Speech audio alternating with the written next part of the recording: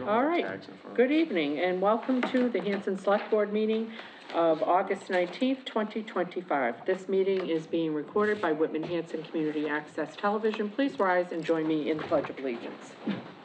I pledge allegiance to the flag of the United States of America and to the republic for which it stands, one nation, under God, indivisible, with liberty and justice for all. All right. We have a jam-packed and varied agenda, but before we get into that, Mr. Hill, would you please read our public announcements and upcoming meetings? We're looking for citizens at large to become members of the following committees: the Bylaw Committee, the Cable Net and Internet Committee, the Camp Kewanee Commission, the Historical Commission, the Capital Improvement Committee, the Energy Committee, the Recreation Committee, and the Memorial Day and Patriotic Observance Committee. Volunteer applications may be found at the town website, www.hanson-mass.gov, or by calling the Select Board's office at 781-293-2131. And there's a trunk or treat at Indian Head School Saturday, October 10th at 10 a.m. to 2 p.m. with a rain date of Saturday the 10/25th. Special town meeting, Hanson Middle School, 111 Liberty Street, Monday, October 6th at 6:30 p.m. And the following Select Board meetings, August 26th, September 9th, and September 23rd. Okay, lovely. Ms. Green, could you circle back and take a look at whether in fact we do still have openings on the Camp Kewanee Commission? Because I believe they have a full plate now. I will circle back on that in my one, mind, yes. because the Economic Development Committee met with them the other night, and I thought that they were fully. Okay, I will definitely circle back, yeah. And so I will be happy to remove that. Because we want to get that list down. We want to reduce the list. That's what we're all about. Okay, Ms. Green, discuss and vote to appoint Conservation Admin Assistant. Okay, yes, Madam Chair, Madam Vice Chair, and members of the board. So the administrative assistant to the Conservation Commission was promoted and appointed to our assistant collector position in the treasurer collector's office after the retirement of the former assistant collector. We since posted the vacancy in accordance with the union contract, and we also got permission from the union to post outside as well. We conducted a number of interviews. The conservation agent, Frank Skelliger, and myself conducted a number of interviews. And I would like to present to the board Erica Adams. Now, she is not able to join us here this evening because she does work for a neighboring town as their minutes clerk, and they are also meeting this evening. But she does come to the town with much municipal experience, specifically in Conservation Commission as the recording secretary, so she has a lot of inside, knowledge with that. She's also worked in payroll, so she is a select board recording secretary, capital committee recording secretary, so she comes with a wealth of experience to the town, as well as raving reviews and references. The conservation agent feels that he can work well with this lady, and she's very excited to start working in a position that offers 25 hours a week, basically a full-time position to her. So I would recommend that the board please consider appointing her to the Conservation Commission. Her start date will most likely be September 5, as the conservation agent will be on vacation, and that will be his return date. Okay, I will entertain a motion to appoint Erica Adams to the position of Conservation Admin Assistant effective 9/5/25. Is that subject to a? Subject to background check. Background check. So moved. Second. All in favor? All right, amazing. And then that brings us to 100 Hawks Ave Brownfields update. Ms. Green. Okay, so as the board may recall, we were fortunate enough to receive a one-stop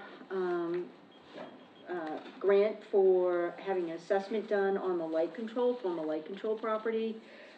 They did uncover, there was contamination on the property. Verdantis, they conducted the first assessment, identified they identified the ground contamination, they outlined where it was, and we did apply for a one-stop grant to clean up the contamination that was found. It was about $237,000 that we were awarded for the cleanup grant. So Verdantis representatives, who is Tracy Costa and Joshua Clement, are here, and then we also have Nick Giaquint from Old Colony Planning Council. Old Colony Planning Council, actually, we received a grant to conduct an additional assessment on the property, which Verdantis also conducted. So we're gonna get some updates from them of where we are in the cleanup, what they uncovered under the second assessment, and moving forward directions. So I just want to set the record straight, because there seems to be a lot of misinformation out there that when we were gifted that property, there was no contamination on the property, and people are making it up, and Mass Wildlife is making this up because they want to buy it. You know, cue the conspiracy theories. So I just want to clarify that, yes, some cleanup was done. And if you were at the town meeting when the engineers for Hubble described what they were going to do, they were very clear that it was a very limited scope, that they had looked at the property and had determined where they thought the potential contamination would have flowed to, and they basically marked off that area, and that's what they cleaned. And so when we had the deed transferred to us, they said, we've done a cleanup to the satisfaction of the DEP, and they've signed off on it. But as a town, started looking at what are our options, what can we do with that property, we wanted to make sure that there weren't pitfalls for the unwary, literally. And so our town planner, Mr. DeFrias, said, you know, it might be worth applying for a grant, just doing a double check, making sure that there's no contamination. We found that there was in fact contamination, which many of us had suspected from the jump, and here we are. So I just wanted to make sure, I will spare you the details, but it's been painful to get to where we are, so, yeah. Okay. Good evening, everyone. My name is Joshua Clement, and I am a senior project manager for Verdantis and also the licensed site professional of record for the town-owned property at 100 Hawks Ave and right here in lovely Hanson. And I'm here with my colleague Tracy Costa, who is a senior consultant also with Verdantis. And we're here. First of all, we'd like to thank the town for all of their assistance with the assessments that we've conducted over the last 2 years. And we'd also like to thank Mass Development and the Old Colony Planning Council for providing the funding for these assessments and also for the cleanup grant that we're here to talk today. And so with that, we'll jump into the second slide. So as you may know, the town acquired parcel, which is the green parcel on the left of that figure, was part of a larger parcel, and also formerly owned by Light Control, and that'll come into play in future slides. So as far as we can tell, it was first developed in the early 1900s as a model village, and then from the 1900s to 1970s, the industrial or commercial uses of the site varied from cedar box manufacturing, tin foil manufacturing, reflector manufacturing, until Light Control came in and started their manufacture of steel light fixtures, which continued for about 50 years, from the 1970s to about 2012. In 2019, the town acquired the property from Lake Control as a donation deed. As you know, there were some deed restricted uses as part of that donation deed. So if we could go to the next slide. So this slide really would like to set the stage for the town's acquisition of the parcel. You can see the Lake Control parcel in the red, about 7.5 acres. The town acquired parcel 2470A, about 9.5 acres, and then the Burge Pond Wildlife Management Area on the bottom right of your screen. I'd like to point out two specific areas on the town acquired parcel. There's the wooded undeveloped area on the left-hand side of the figure, and also the former industrial area, which includes 2 existing buildings on the right side of the town parcel. And we'll go into those in a little bit more detail.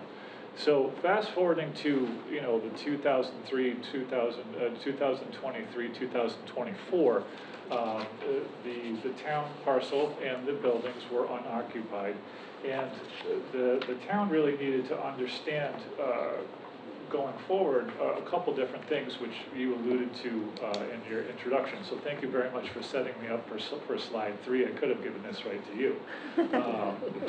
First, are there any data gaps in the prior investigations? We know that there was, multiple investigations and some remediation specifically on the town acquired parcel. Are there any data gaps in theirs? And how specifically do those data gaps affect how the town might want to repurpose or, sell or repurpose the property? One question that we in the town had, is there a vapor intrusion issue? Meaning, is the contamination that's left at the property or perhaps undiscovered, is there a chance that contamination in the groundwater or in the soil could migrate into either existing or future buildings and cause an indoor air exposure? And that's something that we wanted to look at Verdantis, and the town did as well. And also, are there any new reporting requirements? Are we going to find anything new, even though this parcel was already closed? And that was also one of the things we wanted to assess as part of both the 2024 and the 2025 site assessments.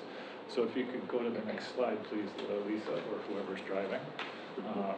So this is just a kind of a 30,000-foot view of the 2024 and 2025 site assessment activities. So Verdantis assisted the town with securing a mass development brownfield assessment grant that's started in early 2024. And one of the first things that Verdantis did was to meet with Lisa and Tony and other members of the town to actually conduct a site walk of the site, take a look at it, and talk about some future uses, specifically like the wooded area. We knew that area hadn't been disturbed, but there hadn't been a lot of investigation, and that was one of the data gaps. We wanted to see, was there anything out there that hadn't been sampled for, and also, are there any data gaps in the industrial area where a lot of investigation or remediation had taken place. So we started the assessment, but we recognized that there was a funding opportunity to get the town some funding for a cleanup grant. So Verdantis fast-tracked the 2024 assessment, so we had all the data that the town needed to be able to apply for 2025 Mass Development Brownfields Cleanup Grant, and they were awarded the $237,000 for remediation at this property, which I'll go into in the next slide. Supplementing that, Old Colony Planning Council has also provided assessment support for the town using their EPA Brownfields assessment grant. And this started in the fall, and we completed the investigation in 2025. As a result of these, we actually found 2 new reporting conditions on the town property. So in both cases, there was soil that was impacted above reportable concentrations that required the town to report them to the state. These are lower tiered, meaning not high risk report, they're the lowest risk 120-day reporting conditions, but still required reporting under the Massachusetts regulations. We also identified 3 areas of concern, which we'll discuss on the next slide. And the reports that were produced from this were a 2024 Phase 2 report that summarized all of the 2024 investigations. That's publicly available on Mass DEP's website.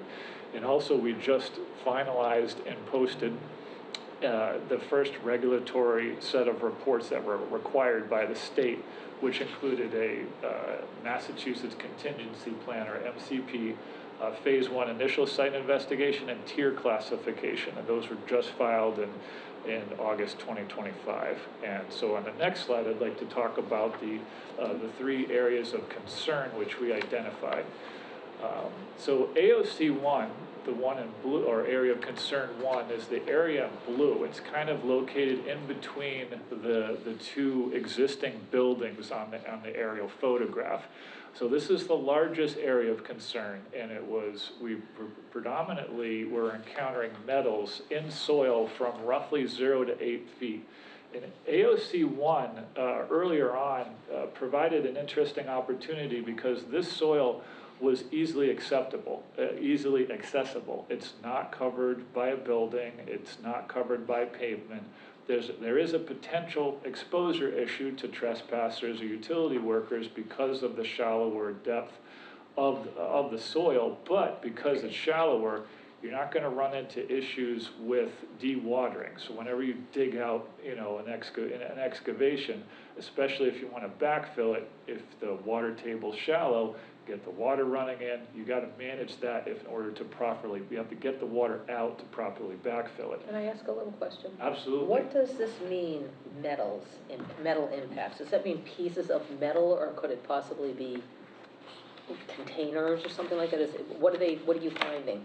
Like metal chemicals, like antimony. Oh, okay, like the heavy metal. One of the metals that was over standard. Lead was one of them. Okay. When we ran soil samples, with our chemical analysis showed that there were a couple different metals that exceeded criteria, Oh. and I know 2 of them were antimony and Lighting has antimony those and lead, things in them, so. I believe, yeah. Yes. But you're not talking about chunks of No, metals, you're you're not talking No, about, I'm not talking, yeah. I mean, there is metal debris at the, we've seen debris and fill materials at the site, but what I'm talking about is Okay. chemical contamination. You wouldn't be So able this is to see where they this. built metal light fixtures. Right, So yeah, I mean, that was one of the would things make they sense did, that Yeah, there that's would what they did. could be metal there. Could- Is this I can't picture based on this where the buildings are, is this near the painting area? Or it was an area that they. There was a paint booth not too far. I know there's a chemical, I don't know which building it is. There is a chemical shed, It's right there. right here Yeah, on right there, number, yeah. Oh, okay. building, Okay. building 17, or former building 17. It's not Oh, yeah, not former there chemical not shed. anymore. So but- the chemical shed is not one of the areas of concern? Is that what I'm reading on this? No, that was investigated and there wasn't a concern, Which does seem surprising. Yeah, Yeah. it does. It does. Yeah, Yeah.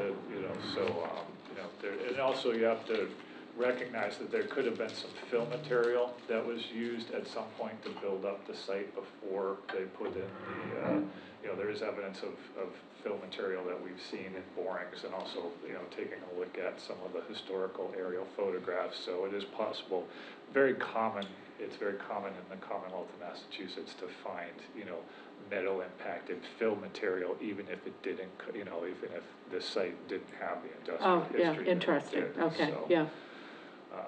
So we don't really know the source, we don't know if it was from them producing or them bringing in fill material. Correct. Okay. Both are viable options.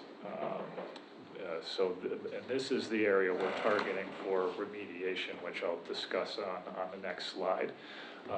AOC2, which is the red polygon, is a smaller area inside the southern building, or the former building 35.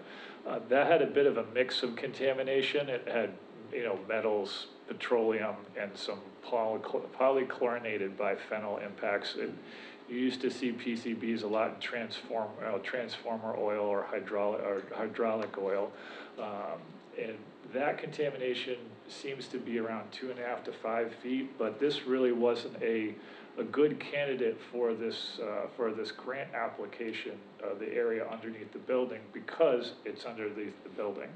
There's there's no current exposure to this soil. It's, covered Unless we do something to the building. Right, it's covered, Okay. by the building Yeah. slab, so no, in the future, could there be exposure? Absolutely. Currently, no, not with the building slab over it. And remediation at this time of this area really wasn't feasible because of the cost of having to rip up a slab, dig it out, and then considering that at a certain point, you're going to be concerned about the structural integrity of the building as you get closer to the edges. So, it's an area of a concern we've identified, but we specifically didn't include it in the assessment grant because the town would not be getting the best bang for its buck with the cleanup efforts. Is the state gonna require us to clean that up, though? Not necessarily. We'll have to take a look at sometimes you can, restrict an area, you can restrict just certain areas of the property, and, there's certain ways to deal with it without necessarily remediation. Sometimes you can do a risk assessment, say, look at as long as you keep this area covered with, some sort of impermeable material, pavement, asphalt, and restrict access to the soils moving forward. The state wouldn't necessarily require you to, do an active dig and haul remediation per se. So when you looked at an area too, you said it's mostly under the building? Correct. Stupid question, how do you test under the building if you don't dig under the building?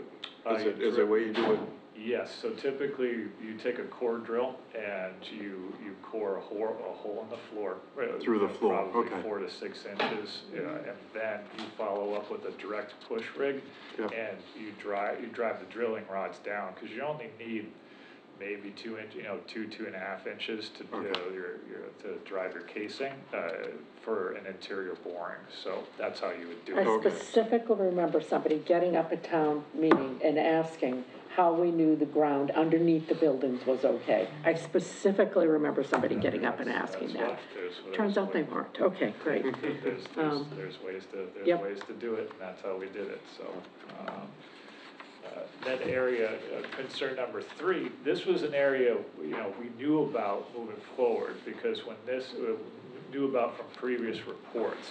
So we knew that there was petroleum contamination. It was relatively deep, 10 feet or more. So again, no current exposure for the AOC3, which is the petroleum impacts, from 10 to 13 feet. But we did identify it, and our borings confirmed what the prior consultant had determined, that yes, there are residual petroleum impacts from, most likely from light control and what they did in one of the, what was released in a courtyard on their property. But again, this area didn't, because of there's no current exposure risk. The soil is a little harder to get to because it's deeper, and also in order to remediate some of this, you might have to start getting closer to the building, and because of because you're going 10 feet versus the 5 feet we're going in AOC1, you have to be concerned about undermining footers and foundation walls. There gets to a point where there's a risk of, there's a risk to the structural integrity of the building.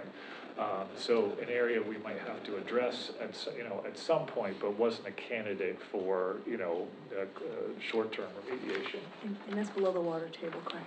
Yes, that is below the water table So that as would well, require the so. additional dewatering also. That could also have a detrimental impact on the structural integrity of the building. Okay.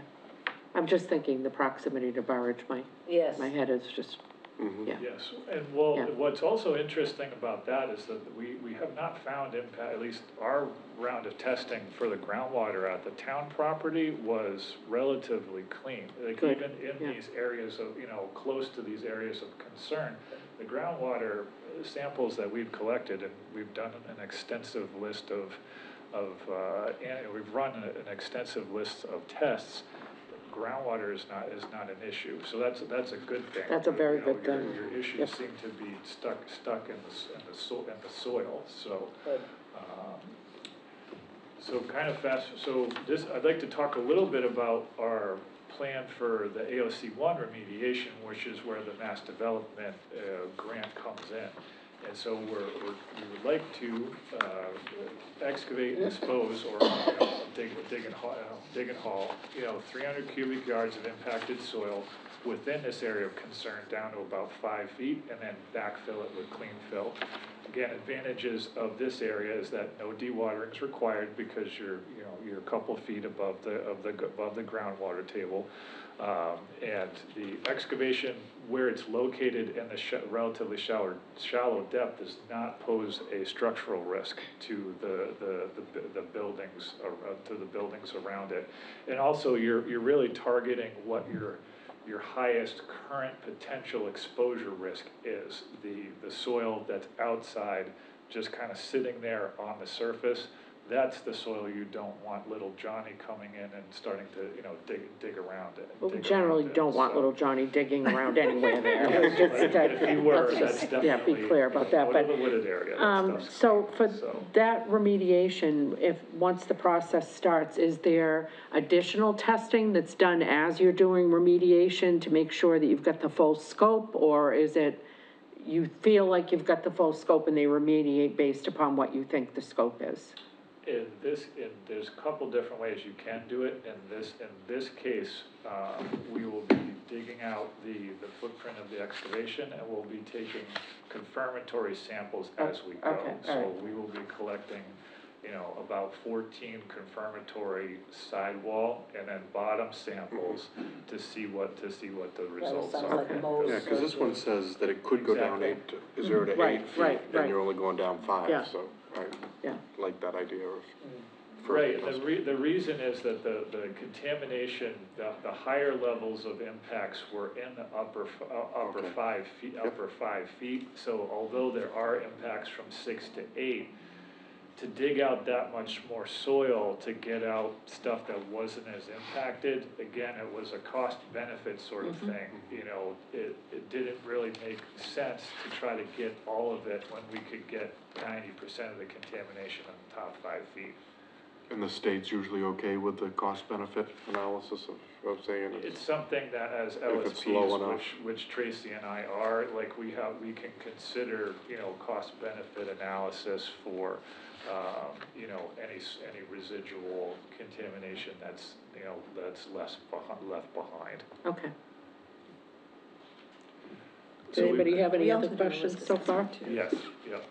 So we also, as part of this, we will also prepare a closure report, a permanent solution statement.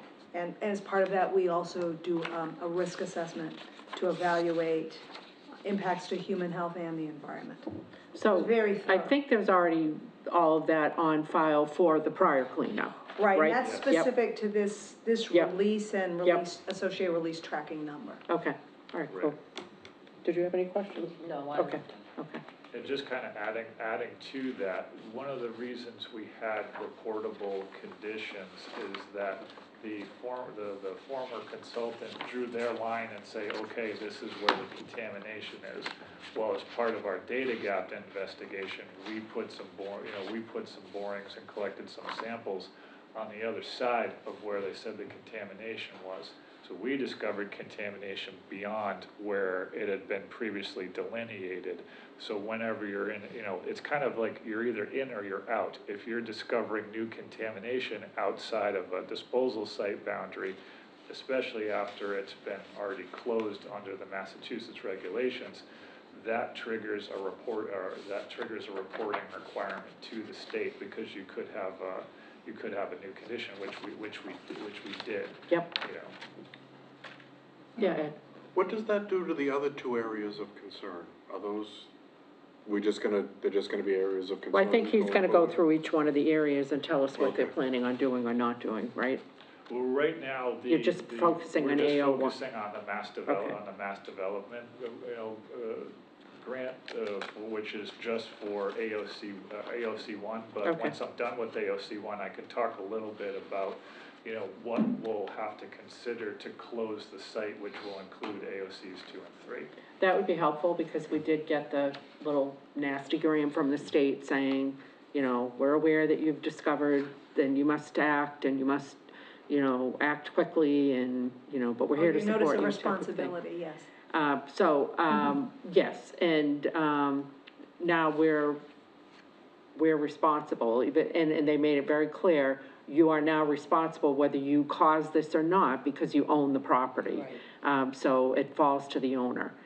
So they're looking to us to clean it up. So you've discussed, 3 areas. You feel as though the cost versus benefit and potential risk of the other 2 areas, perhaps we can have a conversation with the state, and perhaps there won't be a need to do anything with that, or we don't know. We don't quite know. A conversation, the Massachusetts system is privatized, so as the LSP of record, I will make the final decision about whether the site's cleaned or not. I don't have to wait for the state to approve Yeah, anything. yeah. So that's one of the advantages, that once you're licensed, you can go in, look at the data, and then you, as the LSP, which has, there's a certain burden of proof, like I have to go through a certain number of steps, but once I stamp it, yes, the state can audit it, but I don't have to ask for permission Okay, from all the right. state to close the site. And in some cases, for an area like AOC 2 or AOC 3, there are a couple options we can look at, like, can it pass, just because there's contamination there, does it pass a risk assessment? Because sometimes it's like, all right, contamination's there, you generally know where it is. Once you run the numbers, is there a health risk? And that is one of the things that we'll look at for areas that we're not going to, not necessarily going to be targeting for remediation. And we will do that as part of we'll have to do that as part of the closure report for. Okay, for this and was the particular letter site. putting us on notice about all 3 of the sites, or particularly AO1?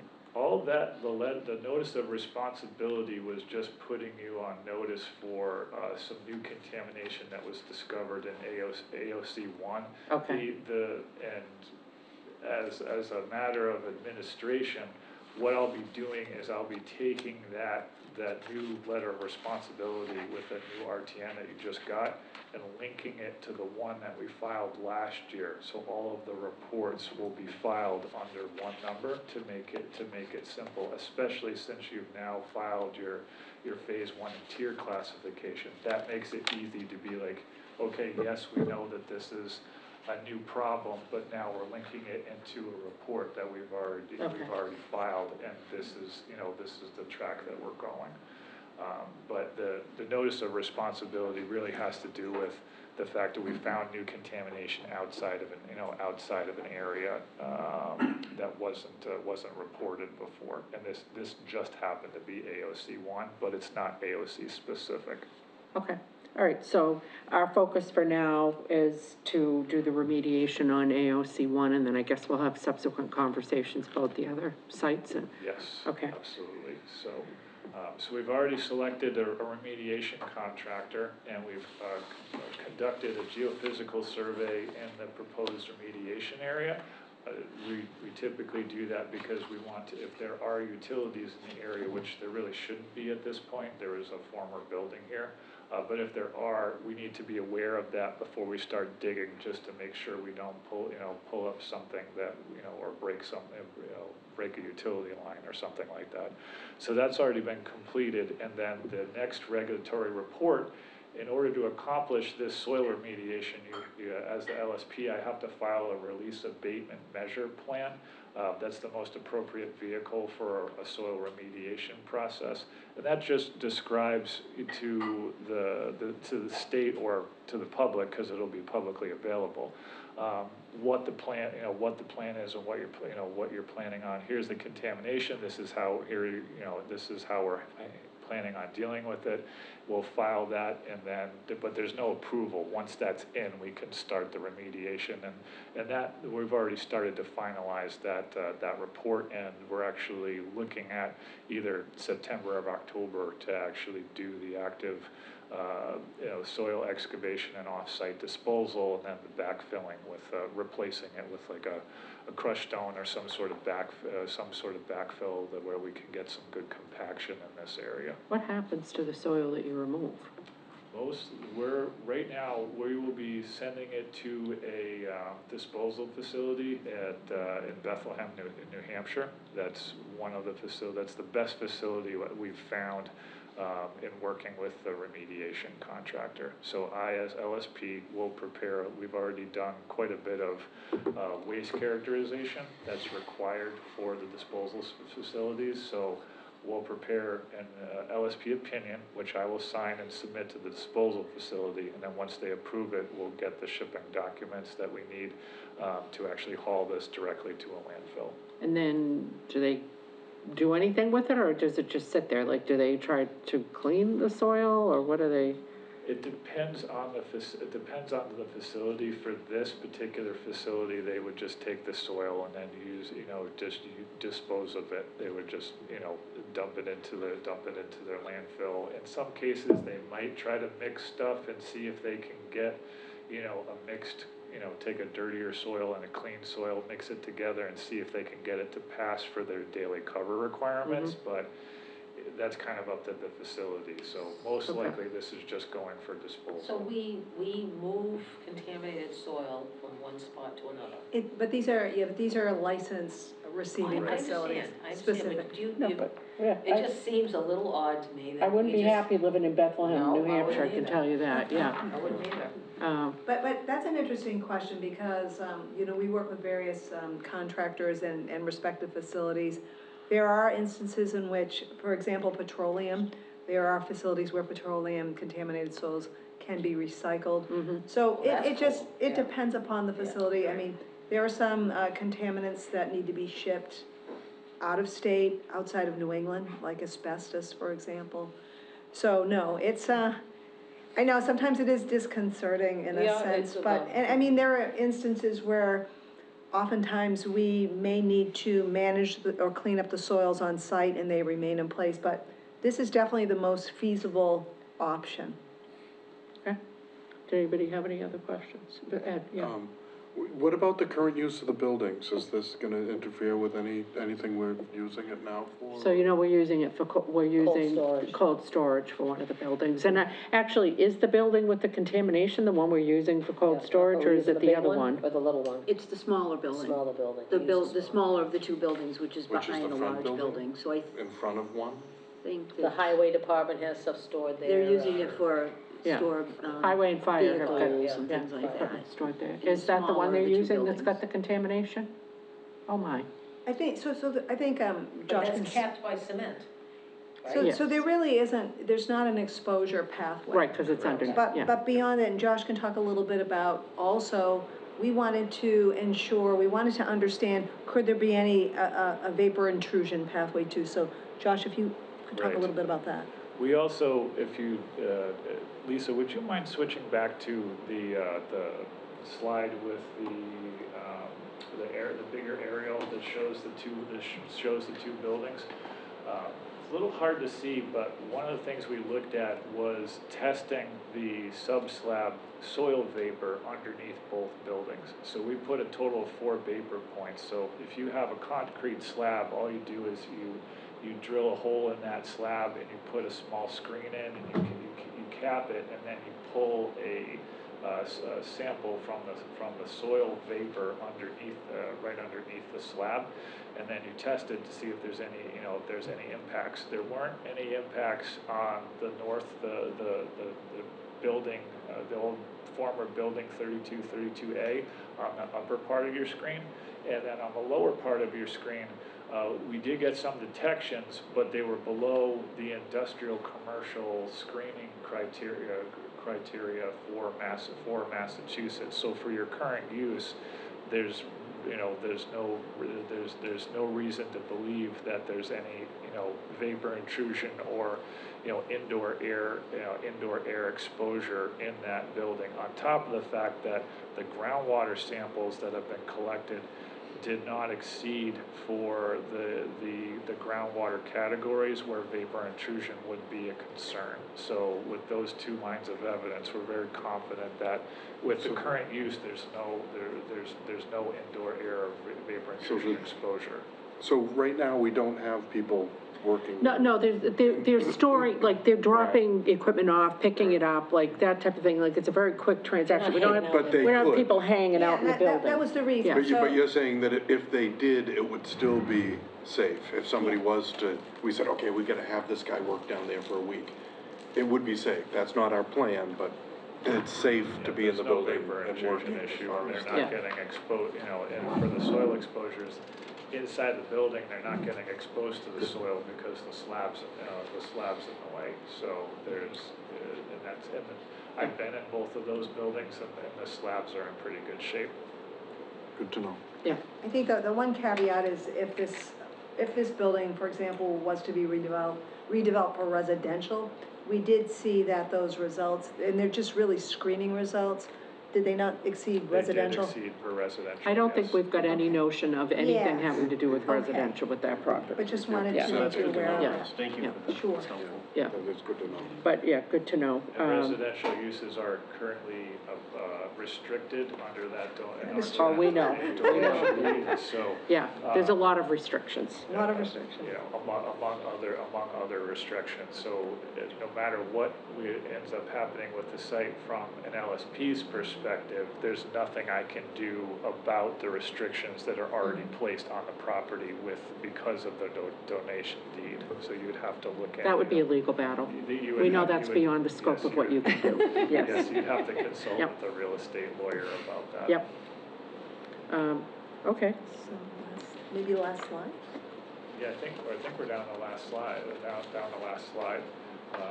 So we wanted to just summarize some of the accomplishments, over the last 2 years, with Verdantis being able to assist in securing, 2 mass development grants, $100,000 for brownfields assessment, and then about 240,000, give or take, for a mass development cleanup grant that's been slated for the remediation of AOC 1, as we discussed on the previous slide.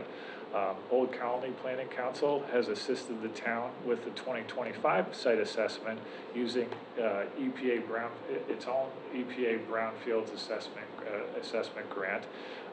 And as part of all of this, Verdantis has been able to complete a comprehensive review of historic data, reports that have been filed by the previous consultant. We've done our own research on, historic aerials and, check to see if there's any old Sanborn fire insurance maps, topo maps. Done all this research to really help the town to develop a strategic assessment and cleanup strategy to assess and mitigate risk to the town to support future reuse. And also, one of the things that we're very thankful to the Old Colony Planning Council for is we were able to, the town's first regulatory deadline was the Phase 1 initial site investigation and tier classification reports that just got filed in August. And because with the help of the Old Colony Planning Council, we were able to not only do the additional assessment in 2025, which helped with the delineation of the AOCs and also with future waste characterization in each of these AOCs, but it also helped because it provided funding to complete the final report as the town's regulatory requirement, and that was a significant savings to the town. And, please extend our thanks to, and thank you, to the Old Colony Planning Council for the support on We're happy this. to provide the funding for you guys. Well, we appreciate it, thank you. And we appreciate, obviously, all of the hard work that you've done. So you're thinking by September, or October, we'll have some movement there and? Yes. Okay, Yeah, we're already moving on AOC one, we're hoping to get some yellow iron out there, September or October. We're working with the. and we have the contractor funding in now. place to do the cleanup? Yes. And it's not gonna yank back because we're not MBTA compliant, right? We're not gonna get our That I hands can't, slapped. that I can't Well, speak to, we but have, you haven't been told we're trying to burn anything. the money as You fast haven't as told. No news been is told. good news. Okay, you haven't been told that it's gonna be Not been yanked back? told otherwise, Okay, so yes. it's- We're running fast after a runaway train here, so we're doing the best we can with what we've got. Right? Did anybody have any, other questions? All right, well, this was extremely thorough, extremely helpful, yeah. Did I hear you say you're going to give us some, a report on what we can or can't do on the property? Did I hear you say that, like, going forward? As my earlier statement had to do with the deed restrictions Yeah. that were placed on the property as a Those can't be result of the changed, I understand donation. that. No, he's just saying that's not his jam. No, I know, That's- yeah. but I didn't know So if you had any, if you were gonna give us any other, like, recommendations or anything like that. As LSP, in order to close the site, I will have to take a look at what the risk assessment results, come back as, and if any addition, in order to close the site, are there additional restrictions that need to be? We placed, actually are looking for you to tell us that there's some that we could remove, that you would feel safe with us removing. That's what we're looking for. Yes, no, and. That would be wonderful. Yeah, Yeah. for the donation deed, I would not be able to do that with, certainly for the chemical contamination that we are dealing with. My report will list, what can or cannot be done as a result. Okay. If an activity and use limitation is needed for the property, and Okay. it may or may not, depends on the risk assessment results. And that's, at the end of the day, really what we were trying to get to, is what can we Yeah, do what with can this we piece do of with it? property? I hate to be, I keep going, but on area of concern two, which is the back building, right now, it's okay because it's encapsulated, it's in a building, it's at a, 10 years from now, we decide to take that building down, and can we, what are our options as far, we need to leave that concrete there forever? And what happens when that concrete starts to erode, what's the future? Can we replace the building? Can we? Well, I think what we had said tonight was they're focusing on AOC1. That's Right. what we've got the grant to clean up. They're Right. willing to come back and talk to us about the other areas. At another time, with Yeah, at another- another time, and I think that probably would be the best, use of everybody's time for tonight. Yes. Mr. DeFrias, we would love to hear from you. Just one question, so based on the results of the wooded area, you didn't find anything, so those areas could be open to some type of redevelopment, but, because they're clear? It doesn't appear that the contamination extends into the wooded area. However, the current You okay with that? restrictions on the property appear to be because of including residential, appear to be because of the donation deed, which I can't do anything about, but you could consult a real estate lawyer to see if anything could be lifted. They're not, we did a limited assessment of that wooded area, and everything came back below standards. There was nothing reported, we did not detect anything reportable in either soil or groundwater. All right. Well, this is great. This is one of the, we want to make full use of all town-owned buildings and find ways to monetize them, and this is one of our goals on the Economic Development Committee and just as the Select Board, so we're starting to make some inroads thanks to this. So looking forward to the results, and we thank you very much for coming and sharing all this info with us. Thank you very much for your Thank you. time. Thank you. Thank you.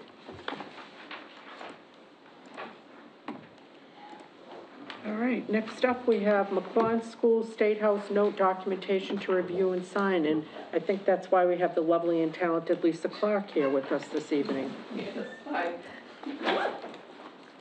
I'm just guessing. That is it. Okay. So basically, it's just the short-term borrowing that we've been reoffering every year to help us with the budget instead of paying off in full. So right now, we did the short-term borrowing for $380, and we did get a very good, we had only 2 bidders, but I think we did pretty good. Ended up with the winning vote bid for Unibank with 4.3 as a net income cost. So that's approximately. And just to be clear, this was voted at town meeting, the borrowing was approved, it's just, this is keeping that going. Paying it Yeah. down, so it was voted years ago. Yes. And then last year, we paid off 100,000, and we're doing the same this year. So we're thinking of next year, we're going to be able to pay it off in full because we have some debt coming off from the school. So we'll be able to be done with this next year. Keep in mind, we may need some of that debt Well, for the we know. highway building. Yeah, The we highway. got the levers. Yes. Yeah. We've got a Yeah, lot of- Flexibility built in. Yes, We have to, whatever you Okay. have to do. Yeah, we had the last payment for one of the school borrowing debts this year, and then we have another one that we're making throughout the year.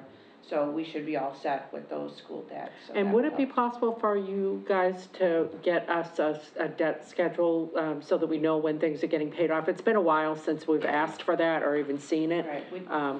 don't really have much out there. except No, for I know, it's starting the to, yeah. police station. I think that's literally it, and other I than think there was like an Clean Water. HVAC, We got That- some water stuff out there. Mass Clean Water, but the HVAC is one of the school debts that is Yep. going to be Okay. paid Last off. payment this year. We made Yeah. our last payment on that. yeah, the water stuff, I mean, the water, separately elected water Yeah. commission can, But you know, it will be good to do though, because, we know we have some debts gonna be coming, like, if it's the highway, we gotta project that out. potentially a library, South yeah, Shore Voc South Tech. Shore Voc Tech, yep. Right. yep. And with the police debt is not, I think we paid off the last bit of the police station. We did. Yeah, so that should be good. Because I'm sure you guys know, sort of like to the extent possible, we don't want to add new debt. If we can sub in Right. like new initiatives using the existing debt. Of course, this will all be done at town meeting, but for what people are gonna feel in their pocketbook, that's sort of like what we've all discussed trying to do, Yeah. so, Yes. Understood. okay. Yeah. Okay, so do you need us to vote, or? Nope, no vote necessary, you Just just sign? need to sign the documents, I'll send it off and I'll upload it to the, it's a State House note. Okay, You've already voted, the town's voted. Yep. This is just basically helping us budgetary okay, to, so it's not such a big hit. all right, then, do you have that document, or? I am looking for, I should have it.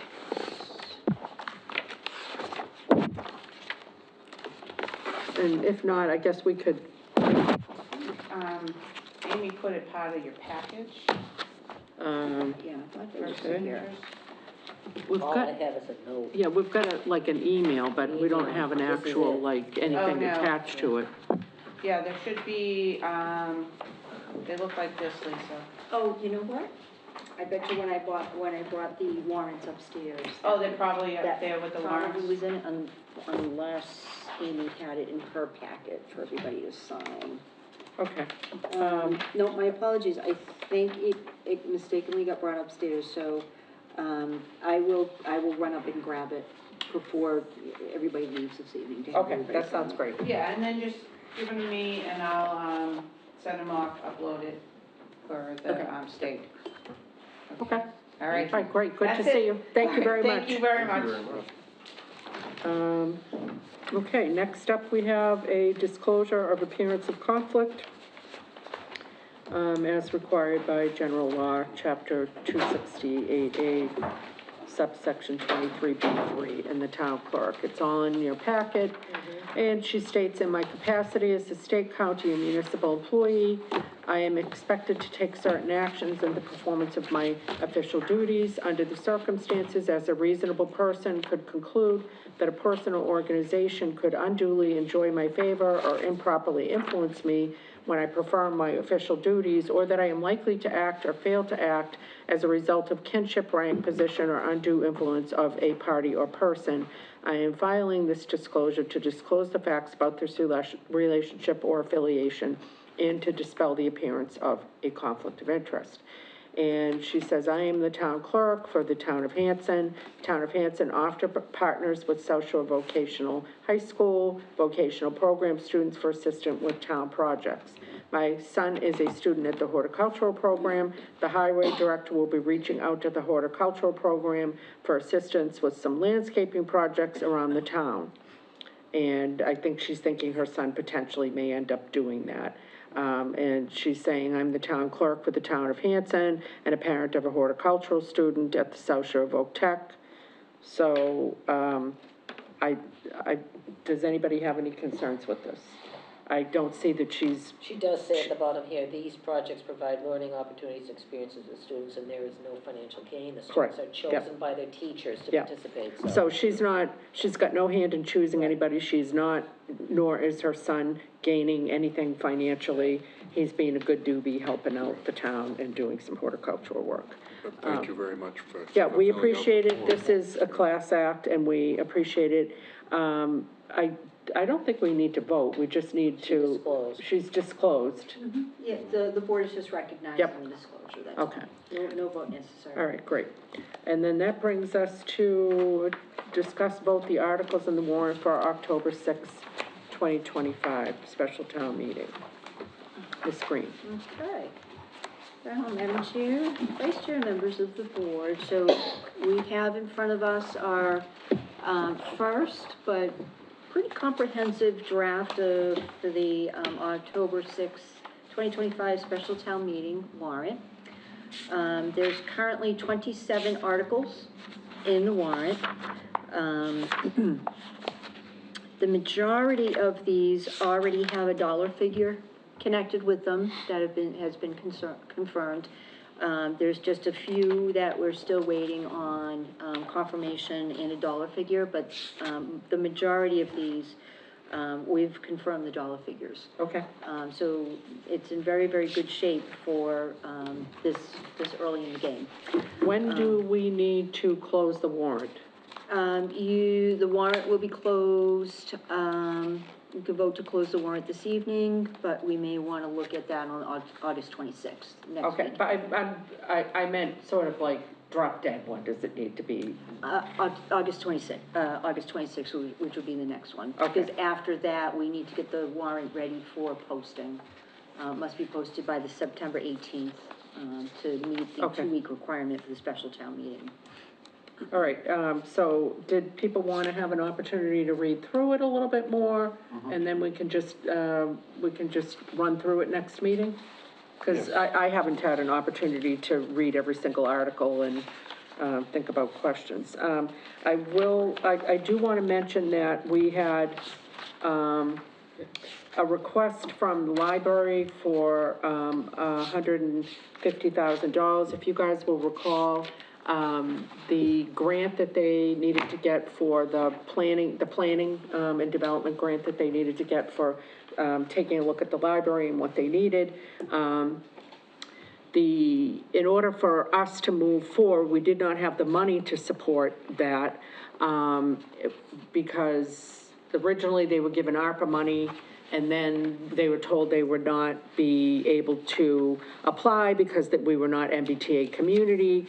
So we reallocated that $150,000 as a board to be spent in other ways because we had other needs. And then subsequent to that, MBLC, which is the Library Building Commission, came back and said, you actually are okay, so you can go ahead and do the planning part. So, but by then, we had already reallocated $150,000. We did not have that money, nor did we have it in free cash. So the Library Board of Trustees had various sources of money, some endowments and money that they've raised through fundraisers, et cetera, and they took a vote to pay the $150,000 fee so that they could move forward with the planning.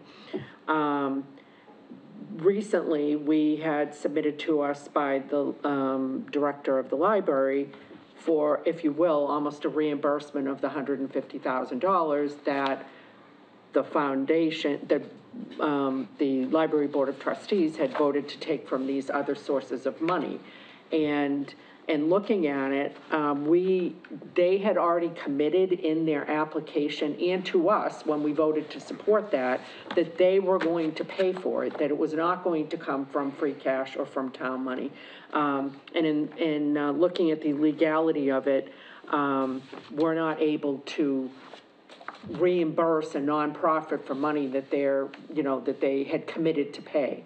We're not able to pay something that they had made a commitment to the state they were going to pay. So we're not going to put that article in this, but I just wanted to explain in case anybody had any discussions or concerns about it.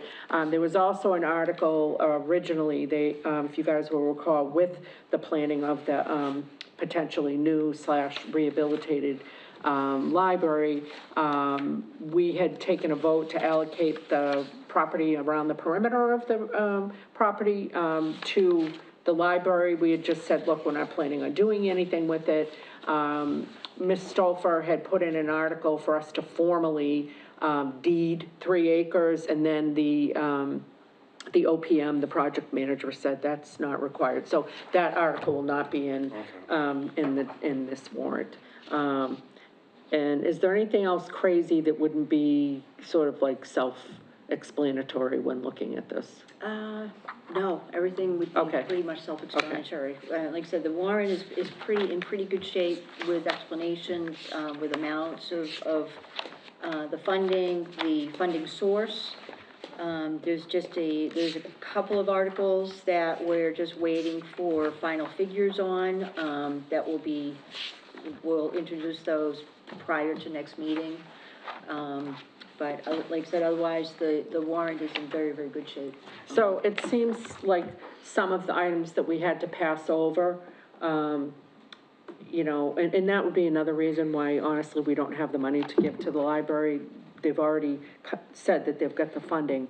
But if you will recall, at our last town meeting, several capital expenditures were passed over, notably by our highway, director who, some equipment he really, really needs. And there were also cuts in hours and personnel. So I think if we're looking at priorities, we don't have a lot of free cash, but certainly the free cash we have, we want to spend to try to fund those articles that we had to pass. Do we have a number now? Do we have a number? No, you don't. Okay. I'll probably send up the balance sheet within the next 3 weeks to the Department of Revenue for certification. I'll have an idea then. I know we have $685,000 unappropriated from last year. Yeah. So that's a starting point. And then I just have to look at what we're turning back in our budgets and the exceeded revenues, and that's basically what it's gonna be. Do you happen to know how much free Yes. cash is tagged in Yeah, this? $643,000. Oh, okay. All right, that works. Well, keep in mind, this is before the finance committee takes a Oh, look at it. I'm not at all So, confused about that. but- Yeah, so this is just a first pass, and there'll be many, many passes after this. All right, so let's take a gander at it. We'll do a deep dive next meeting. Ratify contract, Police Chief Mike Casey, Ms. Green. Okay, so in your packets, you should each have a copy of Police Chief Michael Casey's contract, which the board did vote to accept. I believe we did go over the Thank you, compensation. Mr. Kincher. Thank you. Thank you. We did go over the compensation amounts, any additional, basically, regarding the post, there would be a salary increase due to the post, which is the Massachusetts Peace Officer Standards and Training. The duties that the police chief is responsible for, so there's a increase in that. Holiday pay outlines the holidays. Personal leave, 3 days sick leave. There's also professional development for an amount of $2,100 each year for professional development. There's also a clause in here that is regarding uniforms, the amount of that's required for the chief for clothing and cleaning allowance. We had some takeaways, though, that's why we didn't sign it, and I don't recall what they were, but they were questions, so we had asked you to circle back and get answered. Let's see.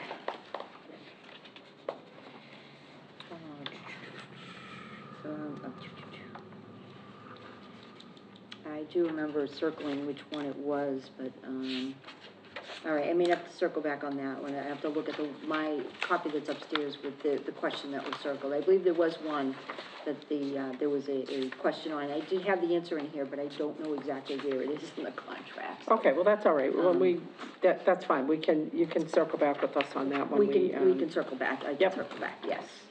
Okay, and Mr. Heel, did you have your hand up? Oh, Just yeah. a couple little things, maybe it's just me being a little bit anal. But like, section 1, item B is blank. And, Oh, okay, section. Oh, yeah, it is. so that's probably just Section that's a 3, typo. M is blank. And it's, the indenting is inconsistent, but that doesn't matter to me. I just, if like somebody's looking at it and says, what is Okay, 3M? You That's know, gotta and be there's- bumped out and fixed. okay. I don't know, is this the version that we? Yeah, he executed this version, so he's considering this the final. Okay, so I this was think, his, you okay. know, check with Kate on what she thinks you should do. Yep. Probably just remove those and have him re-execute it. Yes, yes. Because like section 12 Yeah. has 2 Bs. No, you're right. Yeah, yeah, so just it needs a little tidying up. Maybe if you wanna Ed. mark, You're doing my mark job. what you're seeing, cause sometimes when you do these contracts, you start to see what you wanna see. You've Yep. looked at the damn thing so many times, your eyes are going cross, that happens to There me, so. probably, you know, he looked at it a number of times, I looked at it, we Yeah. had town council look at it, so. Yeah, so why don't you we just will mark get- that up? And I I see did that mine. there's This another has one, so we will get this earmarked. fixed, Okay, great, yeah. Corners. I don't Okay. know if it makes sense to give it to her, just. yeah, we'll get that to her, that's great, thank you, We will get Mr. these Hill, back very much corrected. appreciated. Okay, and then that brings us vote to approve conservation restriction to Wildlands Trust. Well, let me just tell you, if I had a bottle of champagne and a little noisemaker, I would be using them right now. In 2008, I believe, the very first Oh my purchase God, under Thomas community Mill? preservation was Thomas Mill. And since 2008 to the present date, one of the requirements under community preservation is to have a deed restriction, so that if you've purchased a property for conservation purposes or another specific purpose like housing or something, put a deed restriction on there, so that the town can't just do whatever they want sometime up the road when they don't even remember what they originally bought it for. Anyway, after years and years and years, here we are. Many reviews, many legal fees. I don't even really actually want to think about all the legal fees. And so, did you just need us to sign this? Just to sign it, So And this has been basically- reviewed by the state, our attorneys, the Wildland Trust attorneys, the conservation agent, Miss Green, I'm sure, by the various branches of the state, those that do community preservation, those that do DOR, those that do conservation deed restrictions, and it's a bloody miracle that we are where we are. That's all right, but it basically, at a very high level, from what I understand, and please tell me if I'm wrong, it's over 3 acres, most of it is under conservation restriction, except for the building and the And land that's- under the building. That is where the sticky wicket was. Okay. Okay? Yep. Because when you put a deed restriction on there, Wildlands Trust, who holds a ton of conservation deed restrictions, said, we don't do buildings. So we had to figure out, how do we carve this up so that they don't have any responsibility as the holder of the conservation deed restriction for the building. Right. It's all a technicality, but that was the sticky wicket, and now we are through there. And I think I've just heard a little cheer out in Is there Whoville. something to sign? Yes, do we sign that, you have the original? Exactly. Here it comes. Scary that you know Alright, that. so sign that. All right, amazing. And then, I'll need to, so we need to vote to approve the conservation restriction to Wildlands to Trust. I will approve. entertain a motion. So moved. Second. All in favor? Aye. Aye. Okay, and then, blah, blah, blah, blah, blah. Do I have to get this notarized? well, I can run upstairs and have Jean Kelly come downstairs to Okay. notarize it after everybody's signed. Okay, that sounds great. All right, I'll be right back. All right, and, we are actually not going to be appointing a select board admin, this evening, so we are moving right along. And then that brings us to approve the August 5th, 2025 minutes. So moved. Second. All in favor? Aye. All right, amazing. And, that brings us to one-day liquor licenses. 8/17/25, Neen Smith, 10/24/26, Danielle Leon, 1/22/25, Luann Alexander, and 9/7/25, Rainbow Camp. I will entertain a motion. So moved. Second. All in favor? Aye. Okay, amazing. Committee updates. Economic Development Committee, we were on fire last week. We had the newly minted, Camp Kawani Commission come and join us, so we had a joint meeting, to talk to them about what we could do to help them make more money up at Camp Kawani. One of the main thing that we settled on is, we're going to spend a very modest amount, of money, like $500, to help them advertise, Camp Kawani. They are a very well-intentioned group, and Dory and Renee do a great job, but they are not, promoters. They're not in the business of promoting the camp. So, Scott Rothwell, who's on the Economic Development Committee, is going to work with them to market it. And they've got some folks on their commission who are experts in, promotion and PR. So, okay. Thank you very much, Mrs. Kelly, for joining us. You're welcome. And then, do we have any updates on any, so then we also heard about the light control grant. We also heard about, some of the other grants that, Mr. DeFrias is working on. And, the new admin for the planning board, who is also the Economic Development Committee, admin, was presenting to us a Hanson Trail Day that we're gonna try to have in, September, October, because one of the things that the Economic Development Committee is working on is making, Hanson known for our trails and marketing it, so that we're bringing people here and they're going out to lunch or spending money in town, but they're coming to use the wonderful conservation properties we've got. We think it's a very unique part of Hanson, and especially, Well, which part are you talking about? all Besides the verge? all of them. Rocky Run is awesome. Well, only a little part of that's in Hanson, but, Everybody's partial, the ones near them. yes, Well, yeah, exactly. but at the same But time, no, it the is. town forest, Yeah. Smitty's Yeah, Bog, that's why I like like the all town of So we those. just don't discount Rocky Run completely. We're not discounting it, but, did that get notarized? Yes, Yes. and she's gone. How? Who signed it that was notarized? Kelly, Jean Kelly is a notary. No, I know, but it had to be signed by me and notarized, oh, you hadn't signed it? and I didn't sign it, in the spot that she needed me to sign it. And you also have to say, do you understand that you're signing this document of your own free will, and da-da-da, I'm a notary, so I know, you have to say these words. I don't wanna, That the library has all the brochures for all the trails. and yes, they're at the library, they're up at Town Hall. Dave Mansfield's been a huge part of this, and Jay, who's the administrative assistant up there, is working with all kinds of little bloggers and websites, trying to get all of the different, the different trails on there. And I guess we're gonna get a QR code that you can click on, and then that will bring up all those maps, Yeah, so. I thought there was a common one, but if not, Yeah, there will be. so anyway, it's just a wonderful project, and hopefully will attract people to spend their money in Hanson. That is our very, that's our goal. And we also heard from Paul, Sarah, and Melissa Johnston, who are working on rehabilitating the front portion of the nurses' quarter up at Plymouth County Hospital. They have applied to Community Preservation for a grant to have a historical architect come in and tell them soup to nuts what needs to be done to bring that front portion back to its splendor and glory.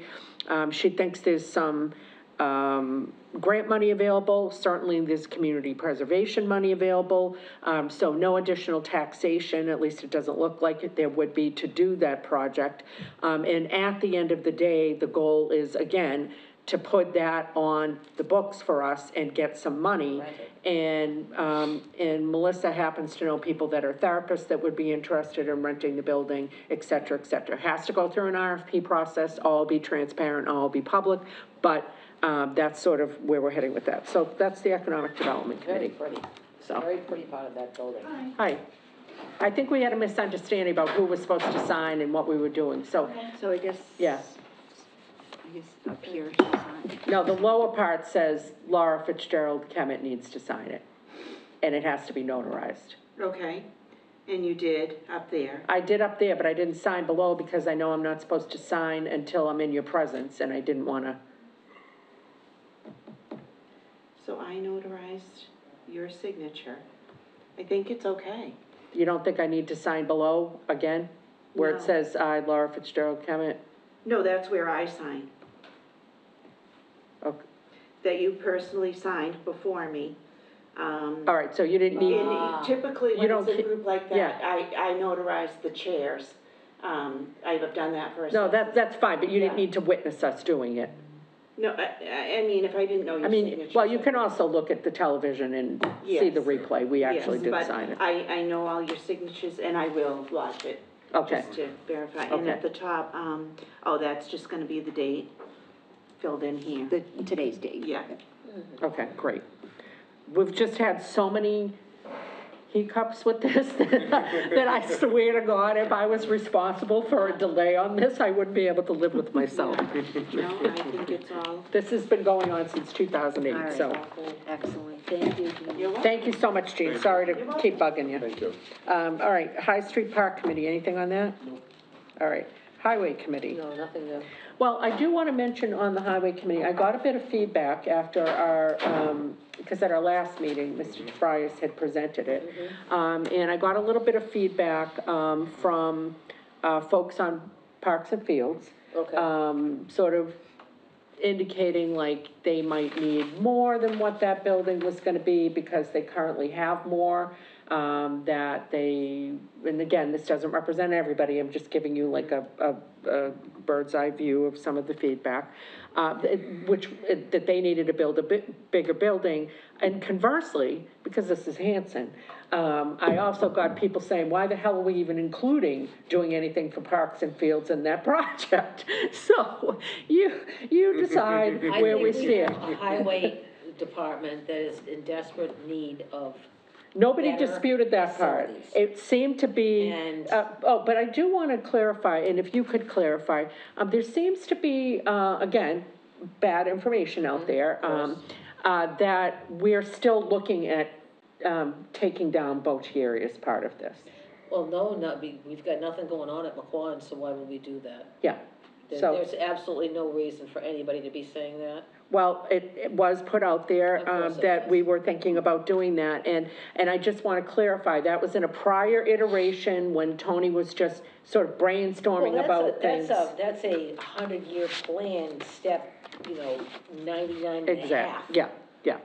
And who even knows what's gonna change between now and then? But for this project, for the highway building, It's not going. there is no The concept only of thing that was gonna happen was we were going to make sure that the Parks and Fields people had a place. Okay, and so, And we can't include some big additional building, I mean, it was gonna be a good-sized building that, you know, one of those, mobile thing, not a trailer, but Like one a of those- yeah, modular thing, thank you, yeah, yeah. modular. so my only thing, and I'm sure you guys are gonna do this, and I did say this to the folks that reached out to me, I said, this is at a very preliminary Exactly. stage. We really would welcome people coming to the highway committee meetings, reaching out directly to Ann, who is chairing this committee, with whatever feedback that you've got. And not get their information off of Facebook. Correct. And I said, and this is, the intention is to be collaborative and make sure Yes. that everybody's voice is being heard. And it is a very preliminary point right now. So there's definitely an ability to influence what the final project is. So, but I did just want to mention that we heard that feedback.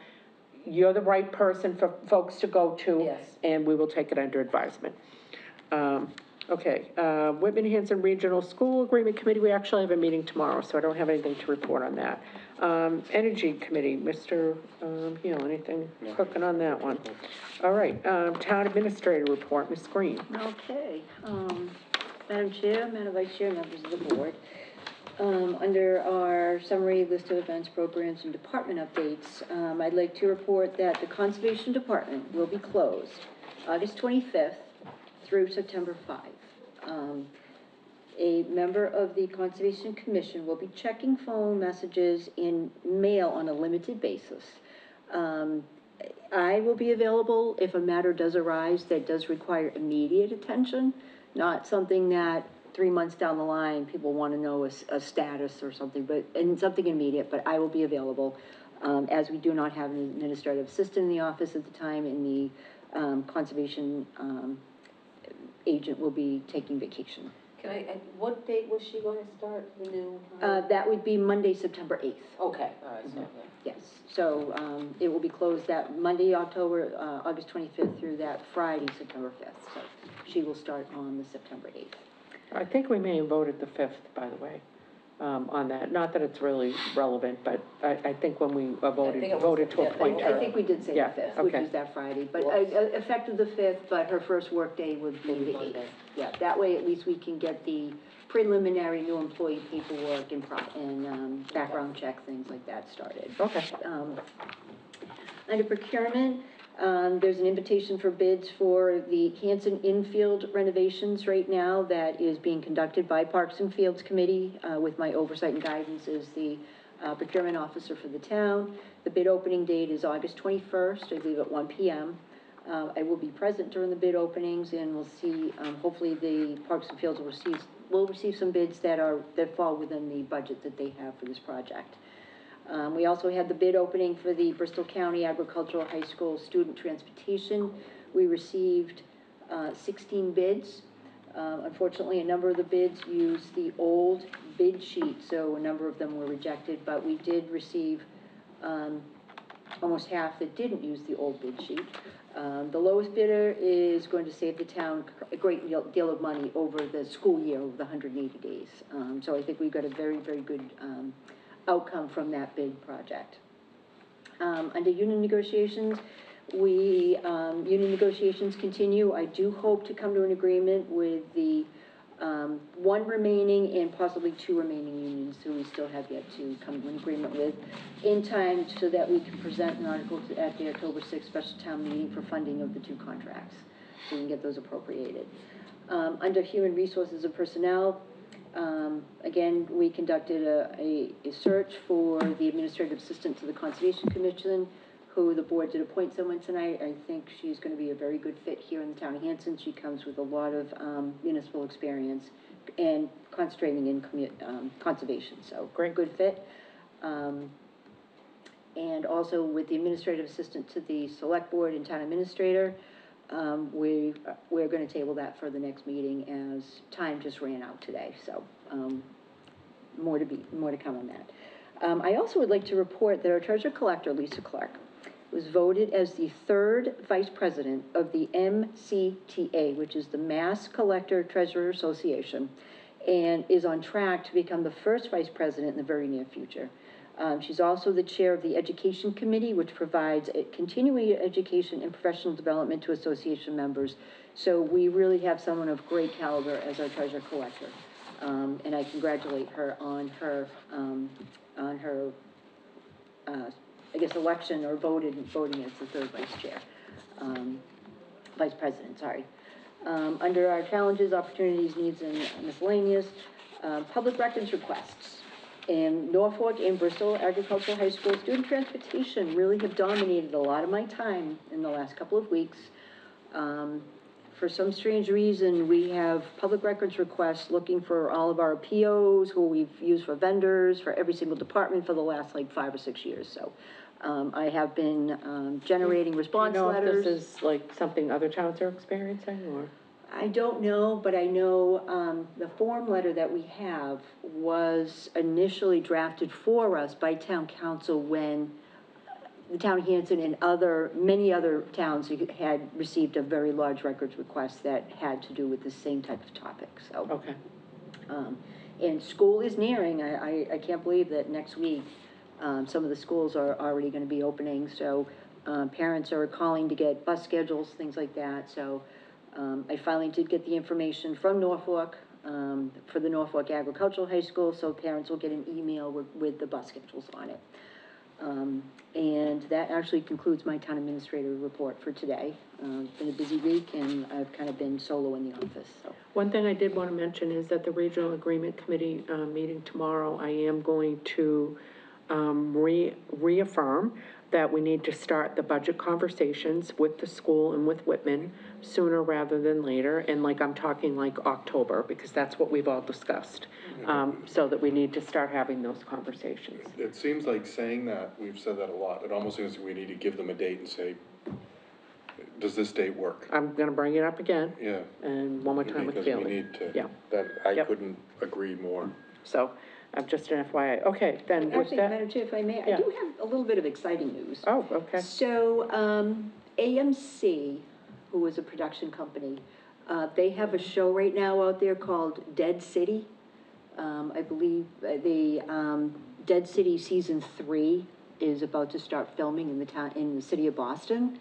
And actually, one of their site scouts has reached out to the town of Hanson. They're interested in Camp Kawani, whom this particular scout, did reach out to us before, and they were looking to film, a part of a TV show, Invitation to a Bonfire, which unfortunately AMC canceled production, but they've I reached out to us. remember that, yeah.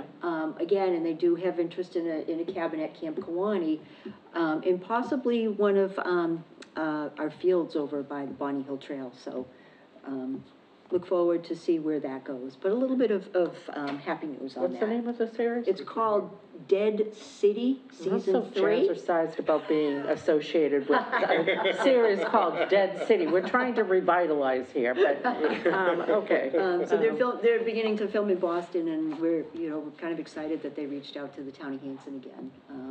That's for great. Possibly looking Yeah. at sites in Hanson. So, That's cool. kind of exciting news. Yeah, thank you.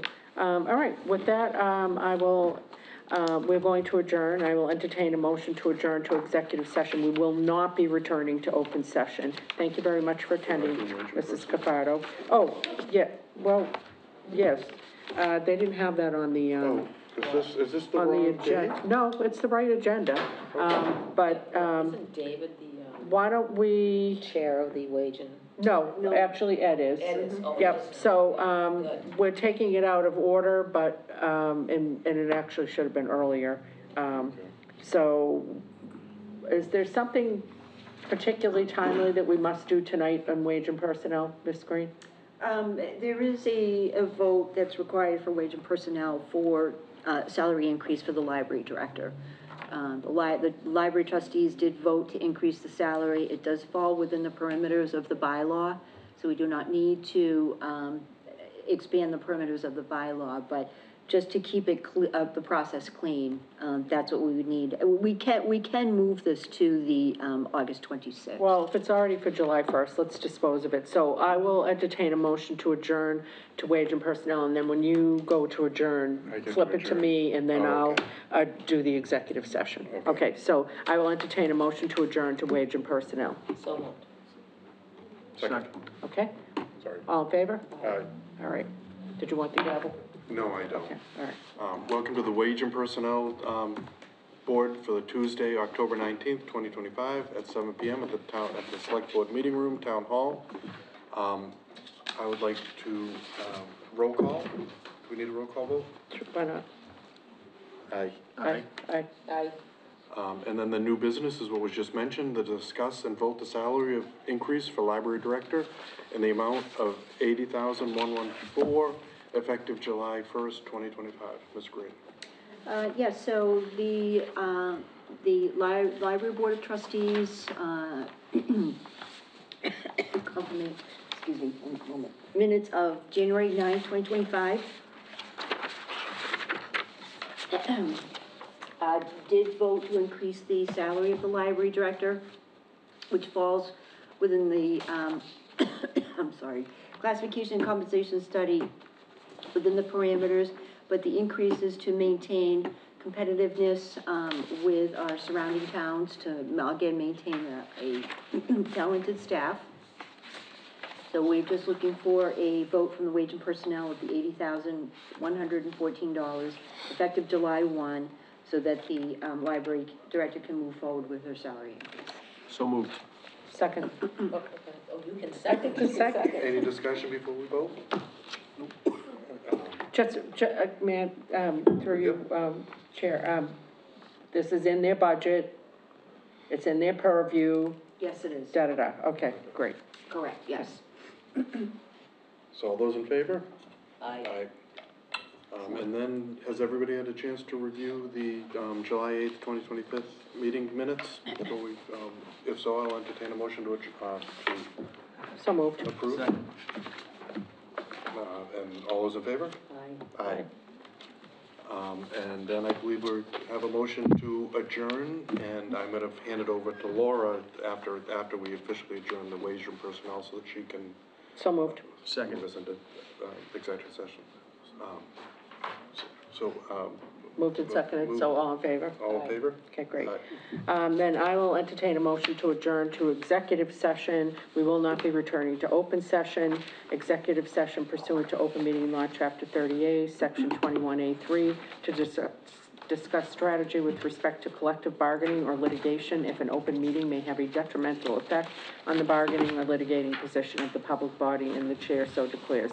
Litigation, 1057 Main Street, MCAD complaint, MBTA collective bargaining, MBTA, collective bargaining discussions, union negotiations, admin, fire, highway, police, to discuss strategy sessions in preparation for negotiations with non-union personnel, or to conduct collective bargaining sessions or contract negotiations with non-union personnel, town administrator. I will entertain a motion. So moved. Second. Roll call. Aye. Aye. Aye. Aye. Okay, thank you very much.